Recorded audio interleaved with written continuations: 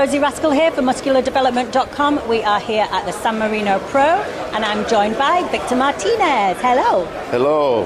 How are you doing? The last time we saw you was at Barcelona. What have you been up to since then? Oh, well, since then, good news. I'm going to have my own show outside of the U.S., finally, back in my country, and very excited about that. Yeah, and, of course, still calculating what shows I will be competing in next year. Yeah. But right now, that's probably the most exciting thing ever. Yeah, really exciting.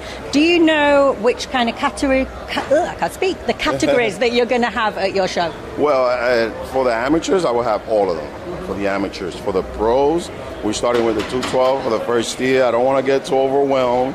I know my country would love to see other categories, and again, we will start with the 212. Unfortunately, since I'm still competing, I can't have an open show. It's conflict of interest, and finally I will have, of course, bikini and bring some more physique to the country. Amazing. And do you have a date for this already? Yes, October 13th, but it will take place in the span of 3 days, which will start on the 12th. We're going to have a welcoming party for those that are not competing, especially for the sponsors of the show. We're going to give them a warm welcome. On Saturday is the show, followed by, of course, taking care of the athletes, more food, hangout time, and Sunday will be the finale with what will be nothing better than a pool party. Nice. I think we might have to make a trip over. It's going to be a lot of fun. I want to make it fun. I want to make it a great experience.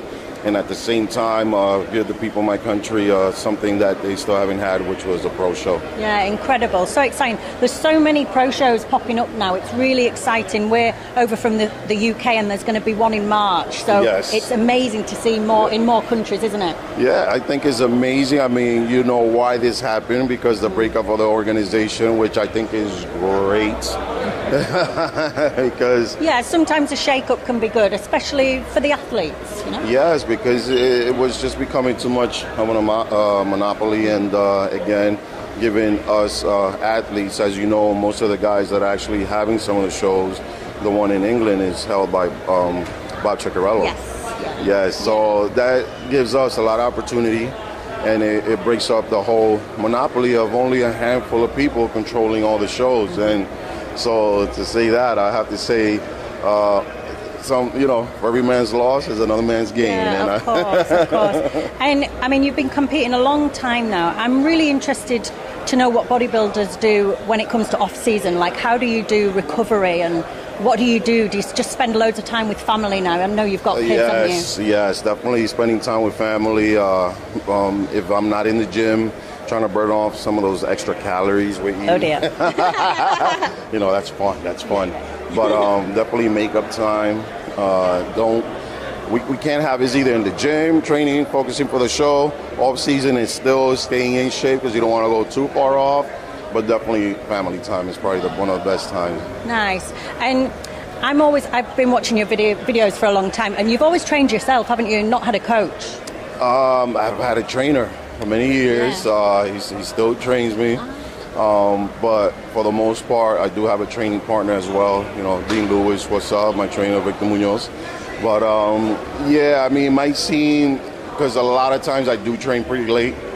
I'm in the gym sometimes at 10, 11 o'clock at night. I'm a late person, and I like my gyms empty.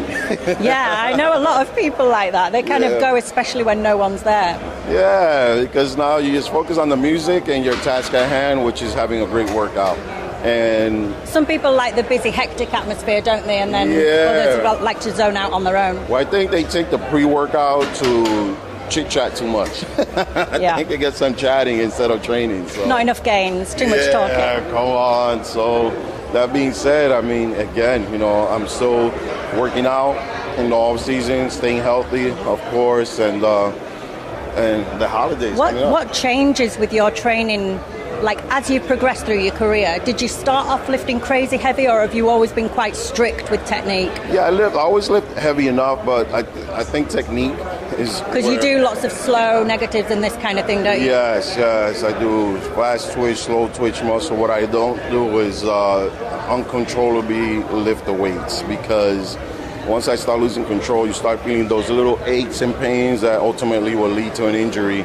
and that's what I focus on the most. Definitely form and not trying to be a hero, lifting those powerlifting type weights. But heavy does feel good, but you got to know your limit. Yeah, and it's not every session. You know when you can lift heavy, don't you? It's yes. On the occasion. Again, heavy enough where I could do my own reps and not have somebody spot me to get 2 reps, which is really a whole lot of nothing. I work on the workload, rather do more and get that muscle. Again, the better shape, the better quality, the better presentation. Yeah, you've always had that beautiful shape. Have you got any sort of advice, or what's your opinion on some of the newcomers, like sort of Nathan Asher and these kind of people? Who have you got your eye on that sort of has that, not just the physical, but the mentality as well to take it to the next? Nathan's a beast. I like his work ethic. He trains very hard.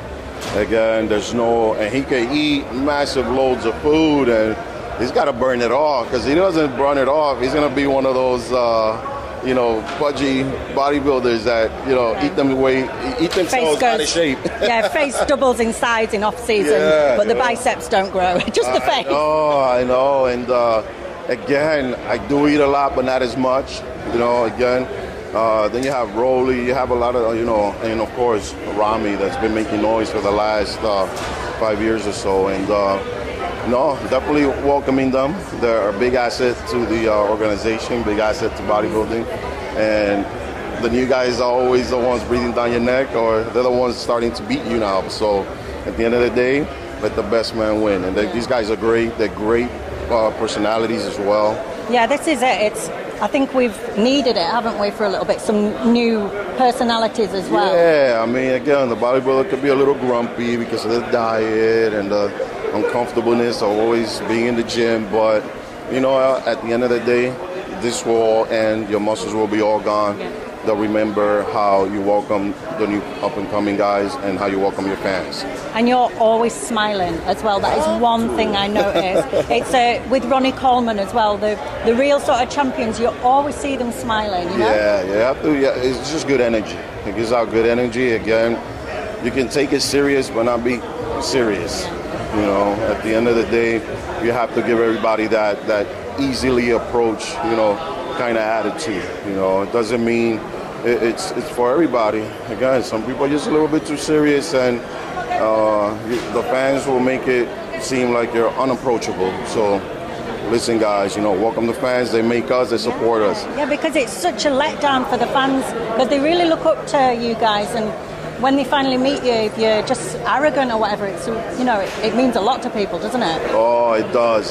And I met a pro bodybuilder a long time ago, and I said, I don't want to be like this because again, I'm very humble when it comes to doing this, because any given day you can have an injury, that will end your career. Yeah. So yeah, once the muscle's gone, if you've still got those fans loving you, which the diehard ones always will, even when you stop competing, it's exactly. They give you the heart and courage to keep on going, and just the gratitude over the years that support you regardless. And so I love my fans. Shout out to you guys.